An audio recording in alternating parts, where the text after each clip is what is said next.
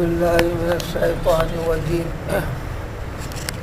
يا أيها الإنسان ما غرك بربك الكريم الذي خلقك فسواك فعدلك في أي صورة ما شاء ركبك كلا بل تكذبون بالدين وإن عليكم لحافظين كراما كاتبين يعلمون ما تفعلون.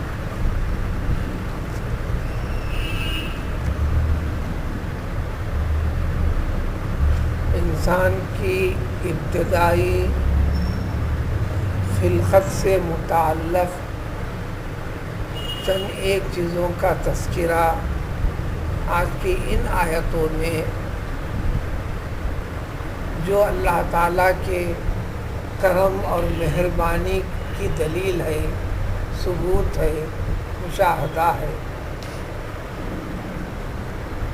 بس انسان اپنے مختلف اطوار یعنی حالات، اس کے وجود کے، اس کی ابتدا کے، اس کی زندگی میں چلنے والی مختلف کیفیتوں کی، ان تمام چیزوں میں غور و فکر کی تعلیم قرآن میں جگہ جگہ دی گئی ہے، جن میں سے ایک حصے کی تعلیم یہاں دے کر کہ یہ تمہارے رب کا کرم ہے، مہربانی ہے، فضل ہے، تو کیا اس کا تقاضا یہ ہے کہ احسان فراموشی کرتے چلے جائے انسان، یعنی اپنے رب کے احکام اتباع فرمانبرداری کا خلاف کرتا چلے. اسی کا ذکر ہے، اے انسان آخر تجھ کو کس چیز نے دھوکے میں ڈال رکھا ہے، یعنی کس چیز کی وجہ سے تو اپنے رب کو بھلا بیٹھا ہے، اس کی نافرمانی کر رہا ہے، جبکہ وہ تیرا رب جو کریم ہے، اور وہ تیرا رب جس نے تجھ کو پیدا کیا ہے، وہی تیرا رب جس نے تجھے برابر بھی کیا ہے، اور وہی تیرا رب تیرے تمام اعضاء کو معتدل اور مناسب بنایا ہے، چھوٹے اور بڑے نہیں کیا، آگے اور پیچھے نہیں کیا. اگر ایسا ہوتا تو اس سے حاصل ہونے والی منفعت مشکل ہو جاتی، دشوار ہو جاتی، بلکہ محال ہو جاتی، اور تو بے عیب ہو جاتا. تمام مخلوقات میں خلقت کے اعتبار سے تجھے سب سے اچھا، اسی کی وضاحت اگلے آنے والے سوروں میں آئے گی. لقد خلقنا الانسان فی احسن تقویم، سب سے اچھے اور بہتر ڈھانچے میں تجھ کو تیرے رب نے ڈالا ہے. ان ساری کی ساری چیزوں کا تقاضا یہ ہے کہ اپنے رب کی اطاعت و فرمانبرداری اور اپنے رب کی طرف توجہ کرنے کی ضرورت ہے. لیکن تمام کی تمام چیزیں جو آخرت کی ذکر کی گئی ہیں، اس کے اوپر یقین نہ رکھ کر اس کے خلاف عمل کرتے چلتا ہے. اس کیفیت کو بتاتے ہیں، کلا بل تکذبون بالدین، بلکہ تم بدلے کے دن کا انکار ہی کر رہے ہو. اگر یہ کوئی کہے کہ زبان سے میں اقرار کرتا ہوں کہ بدلے کا ایک دن ہے، مرنے کے بعد اٹھایا جائے گا، حساب و کتاب ہوں گا، سزا و سزا کا فیصلہ ہوگا، یہ میں زبان سے کہتا ہوں، لیکن عملی طور پر میرے اعمال اس کے خلاف بتاتے ہیں،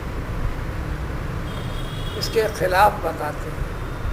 تو عملی طور پر جو حالت ہے وہ کیفیت اقرار کی ہے. زبان آخری ذریعہ ہے. اسی طرح عبادات کے اندر نیت ہے. اس لیے بخاری شریف نے، امام بخاری نے تمام حدیثیں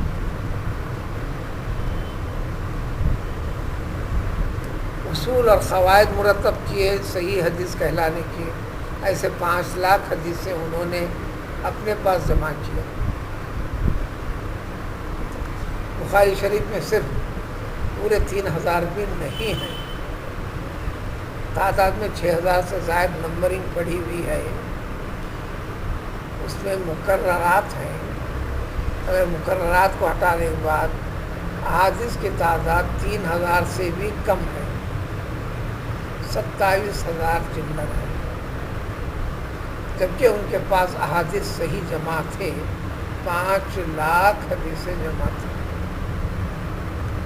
بہرحال جتنے بھی حدیثیں جمع کیے تھے اس میں سب سے پہلی حدیث کو درجہ دیا انہوں نے انما الاعمال بالنیات.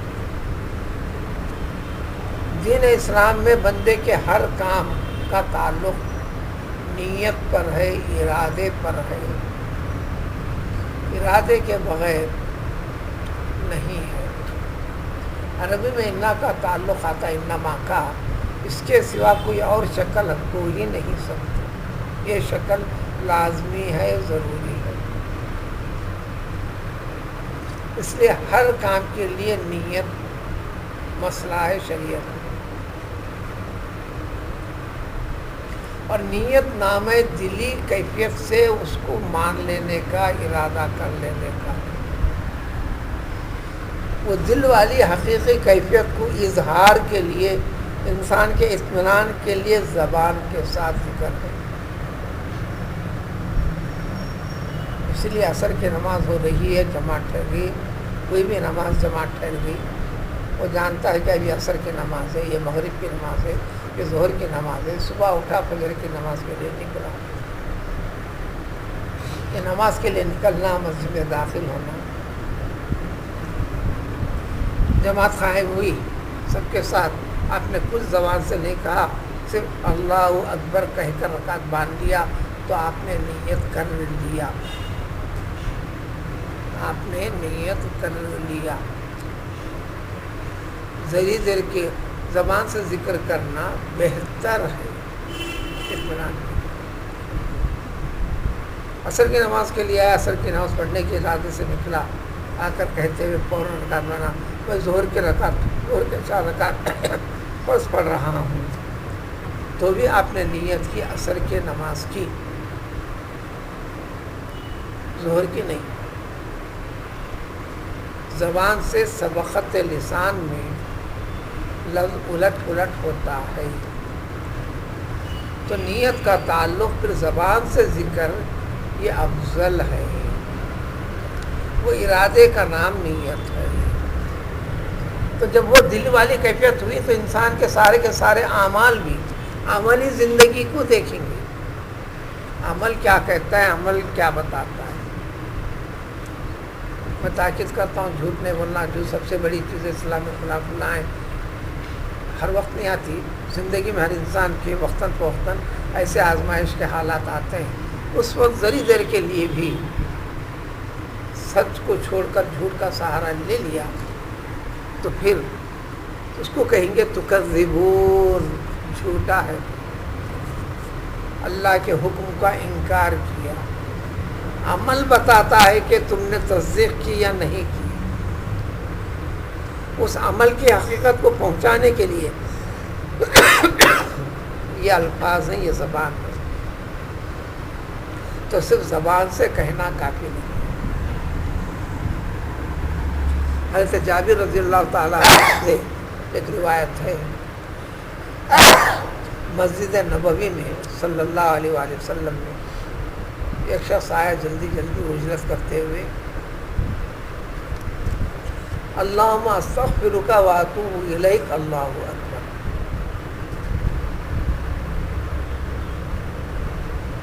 یہ بھی قاعدہ دیکھیے، رکعت باندھنے سے پہلے آپ استغفار بھی کرنا، توبہ کا ذکر بھی کر سکتے ہیں. نماز ہے ہی اللہ کی حمد و ثنا بیان کر کر اپنے گناہ کو معافی چاہنے کے لیے طلب کرنے کے لیے.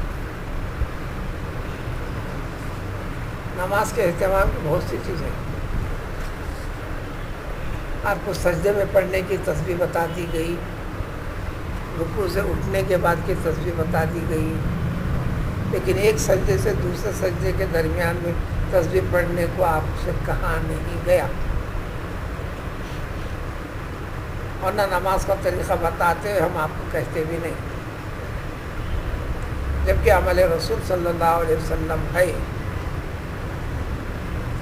ایک سجدے سے اٹھنے کے بعد. مسلم شریف کی حدیث میں ہے کہ اللہ مغفر لی ورحمنی یہ پڑھا کرتے تھے.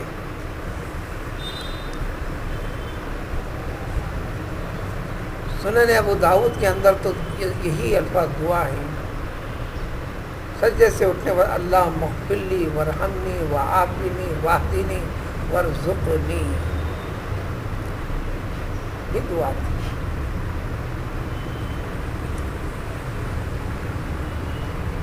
ضروری چیز کے طور طریقے آپ کو بتا دیے گئے۔ الغرض حضرت جابر والی حدیث میں فوراً وہ اللہم انی استغفرک و اتوب الیک، اللہ اکبر، رکعت پڑھتا ہوں۔ نیت تو خیر دل کا ارادہ ہے، اس کے لیے جو کر لیا تھا تو خیر، یہ الفاظ زبان سے زور سے کہا۔ سیدنا علی رضی اللہ تعالیٰ عنہ مسجد نبوی میں تشریف فرما تھے، تیزی کے ساتھ کہا اللہم انی استغفرک و اتوب الیک، اللہ اکبر، پھر نماز میں تیز تیز تیز تیز پڑھی۔ نماز سے فارغ ہونے کے بعد آپ نے فرمایا اے شخص، استغفار اس کا نام نہیں ہے، اطمینان کے ساتھ پورے ندامت کا کیفیت پیدا کر کر تو اطمینان سے کہہ کر کرے، اور تیرا یہ جو استغفار کا طریقہ کار ہے، تیرے استغفار کے اس طریقہ کار کے اوپر استغفار پڑھنے کی ضرورت ہے۔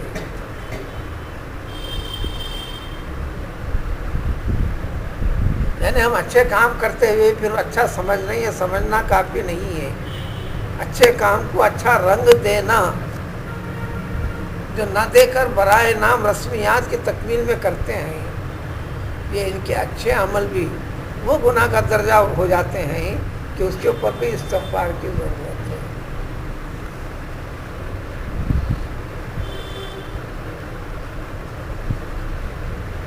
20 واقعات ہیں، اس کا تذکرہ کرنا نہیں۔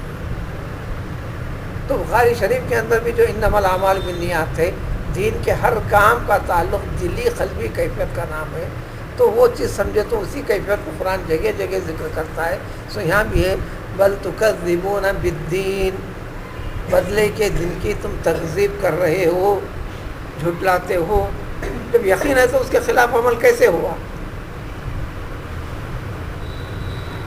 کسی کا قتل اسلام میں حرام قرار دے دیا گیا، کہلاتا ہو مسلمان، تو قتل بھی کر دیتا ہے۔ ایک انسان کے لیے دوسرے انسان کا مال بغیر رضامندی کے ناجائز حرام قرار دے دیا گیا، پھر بھی غلط طریقے سے اس کو دھوکہ دیتا کیوں ہے؟ اس کو فریب دے کر اس کے مال کو لوٹتا کیوں ہے؟ یا اس کے کسی حق کو طلب کرتا کیوں ہے؟ ہر چیز میں آئے گا وضاحت عملی زندگی میں۔ جب یہ خرابیاں ہیں تو سادے سیدھے الفاظ میں یہ ہوا کہ بدلے کے دن کے اوپر، حساب و کتاب کے دن کے اوپر تجھے یقین نہیں ہے۔ سورہ فاتحہ میں مالک یوم الدین، پورا قرآن سورہ بقرہ سے لے کر ختم تک صرف اور صرف سورہ فاتحہ کی تفسیر ہے، سورہ فاتحہ کی تفسیر ہے، وضاحت ہے، اس کے سوا کچھ بھی نہیں۔ حقیقت یہی ہے۔ اسی دوران ترجمہ اور تفسیر کے دوران چلتے ہوئے چلو تو پھر وہ سارا خلاصہ وہی سورہ فاتحہ کی 7 آیات میں سے کسی ایک آیت سے جڑتا اور ملتا ہے۔ یہی معنی و مطلب ہے۔ سورہ فاتحہ کی تفسیر اتنی بڑی ہے جس کی تکمیل کے لیے لوگوں نے، اہل علم نے، اسلاف نے، کسی نے صرف سورہ فاتحہ کی تفسیر کئی سالوں تک صرف سورہ فاتحہ کی تفسیر بیان کی۔ کیا کیا؟ اسی سے جڑا ہوا جو قرآن کے اندر جو ذکر ہے، وضاحت ہے، اس کو ذکر کیا۔ یقین پیدا کر دیا گیا مالک یوم الدین۔ حضور صلی اللہ علیہ وسلم نے فرمایا کیا میں تم کو پورے قرآن میں سب سے بڑا سورہ کون سا ہے بتاؤں؟ ضرور یا رسول اللہ صلی اللہ علیہ وسلم۔ پھر آپ نے فرمایا مسجد سے نکلنے سے پہلے میں تم کو بتاؤں گا، پھر جاؤں گا۔ پھر جو دین کے کاموں میں مصروف رہنا تھا مصروف رہے۔ پھر جب نکلنے لگے تو صحابہ نے درخواست کی یا رسول اللہ صلی اللہ علیہ وسلم آپ نے فرمایا تھا کہ قرآن کی سب سے بڑی صورت کے بارے میں ہم کو علم دیں گے، بتائیں گے. آپ نے فرمایا کہ سورہ فاتحہ ہے. حدیث کے الفاظ ہیں سبع المثانی، سبع المثانی والقرآن العظیم. سورہ فاتحہ 7 آیتوں والا سورہ جو بار بار پڑھا جاتا ہو، مثانی. 7 آیتوں والا سورہ جس کو قدرت نے بھی ایک نے 2 مرتبہ نازل فرمایا پیغمبر علیہ الصلوۃ والسلام کے پاس. مثانی کا وہ بھی ترجمہ، وہ بھی ترجمہ. تو اسی کی طرف اشارہ ہے. بل تکذبون بالدین، یہ سب کچھ قدرت کے نشانیاں، مہربانیاں، فضل و کرم تمہارے ساتھ ہونے کے باوجود تمہاری عملی زندگی تو یہی بتلاتی ہے کہ تم بدلے کے دن کے اوپر یقین نہیں رکھتے، کیونکہ عمل خلاف کرتے ہو. جب کرتے ہو تو مطلب سادہ سیدھا کہ تم جھوٹے ہو، کہتے کچھ ہو کرتے کچھ ہو. جو کرتے ہو وہ کہنے کے برابر ہونا، اسی کی وضاحت کر دی اللہ تعالیٰ نے. یا ایھا الذین آمنوا لم تقولون ما لا تفعلون. قرآن سے جڑے رہنے کا جو اعلان کرتے ہیں، قرآنیات پر عمل نہیں کرتے، وہ منافقین ہیں. منافقین کی خرابیوں کو، ان کی وہ خرابی بتا کر مومن کی یہ شان نہیں ہے، مومن کا یہ عمل ہو نہیں سکتا. خطاب اللہ تعالیٰ مومنوں سے کرتے ہیں، جبکہ وہ منافقوں کی کیفیت بیان کرنا ہے اس سورہ صف میں.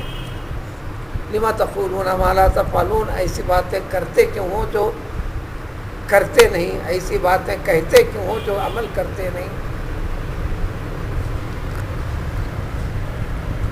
یعنی قول اور فعل میں یکسانیت ہونا، قول اور فعل میں یکسانیت ہونا. یہ یکسانیت بتائے گی آپ مالک یوم الدین، یوم الدین کی حقیقت کو، اس کے مالک کے اوپر آپ کا یقین ہے یا نہیں. لیکن اس یقین کی طرف ہم تم کو لانا چاہتے ہیں اور فضل کرنا چاہتے ہیں، تم کو گمراہی سے نکالنا چاہتے ہیں، ہدایت اور نور کی طرف لانا چاہتے ہیں. لیکن ایک اور خوف پیدا کرتے ہوئے چلو، تمہاری یہ حرکتیں تمہارے رب سے چھپنے والی نہیں، تمہارا رب تو جانتا ہے. لیکن تمہارے لیے حجت کی تکمیل کے لیے تمہارے رب نے کیا کیا ہے؟ وَإِنَّ عَلَيْكُمْ، یقیناً تمہارے اوپر نگرانکار فرشتوں کو مقرر فرمایا ہے. اور وہ فرشتے کرامن کاتبین، بہت ہی بزرگ، با کرامت، با شرافت، بڑے درجے والے وہ کاتبین ہیں. تمہارے سارے اعمال کو قلم بند کرتے ہیں، لکھا کرتے ہیں. اس کی ضرورت اللہ کو نہیں ہے، بندے کو اس کے سامنے اس کے نام اعمال اس کو پیش کرنے کے لیے، بتانے کے لیے، حجت کی تعمیل و تکمیل کے لیے. اب وہ فرشتے ایسے ہیں، کسی کی جانبداری نہیں. یفعلون یعلمون ما تفعلون، تمہاری ہر حرکت کے اوپر نگرانی رکھیں. تم جو کچھ بھی کرتے ہو وہ ساری کی ساری چیزیں وہ جانتے ہیں. اور یہ فرشتے جانتے تمہارے ہر پہلو کو، کوئی پہلو ان سے بچ نہیں سکتا، غائب ہو نہیں سکتا. جب یہ ہو گیا تو خود بخود نکلے گا. تو اس کا مقصد کیا ہے، اس کی غرض کیا ہے؟